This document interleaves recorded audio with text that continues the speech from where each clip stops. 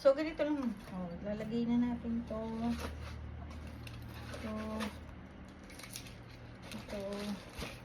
Ito sa labas lang ng bag. Sa mga kaway-kaway boys. Alam mo yun, yung sa parking, yung kumakaway-kaway na gano'n. Ito sa labas din. Ito. Sa labas. Sa labas. Tapos ito. Nilagyan ko lang ng tali. Para kahit anong bag ang gagamitin ko, tinatali ko lang siya. Ganyan ko lang siya.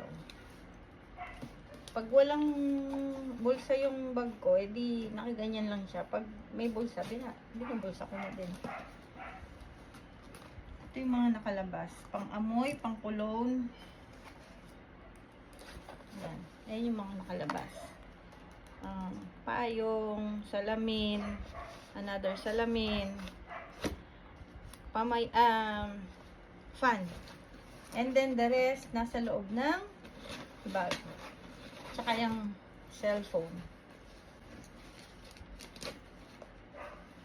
Ganyan lang. Tapos itong mga basta, lahat ng gamit dito ililipat ko lang dito.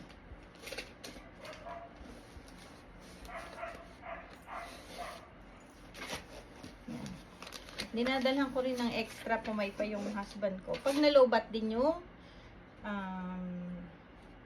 electric fan niya. Anyways, anong ginagawa ko? Ito, nilista ko lahat ng itatanong ko kay doktora.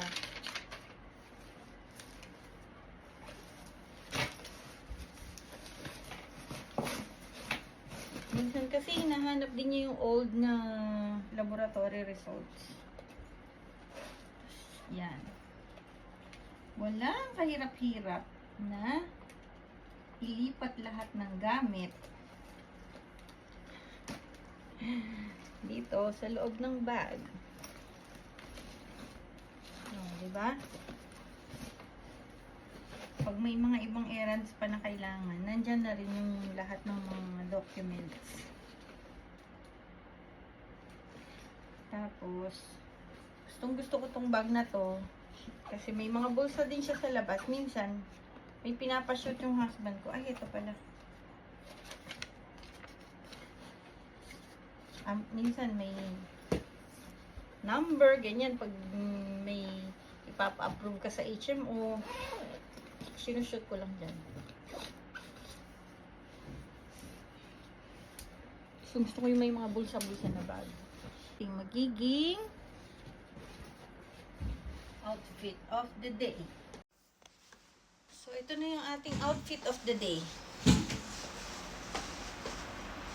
Micaela sandals again. Terno ng kulay ng Secosana bag. Ganyan lang. All black. Kasi ang papasot ko sa husband ko, terno to eh. Sa Dubai pa namin to pinagawa na t-shirt. Tapos nagalit siya sa akin kasi kinat ko yung medyo, di ba yung sa t-shirt merong mataas na parang para sa neckline dito. Ginupit ko para medyo mas presko. Sabi niya kung ano daw pinagagawa ko. Earrings from ito nabili ko sa Union Co-op sa Dubai din. Tapos G-Shock na watch. Ito couples watch kami. Arte-arte lang si Inday. Bye!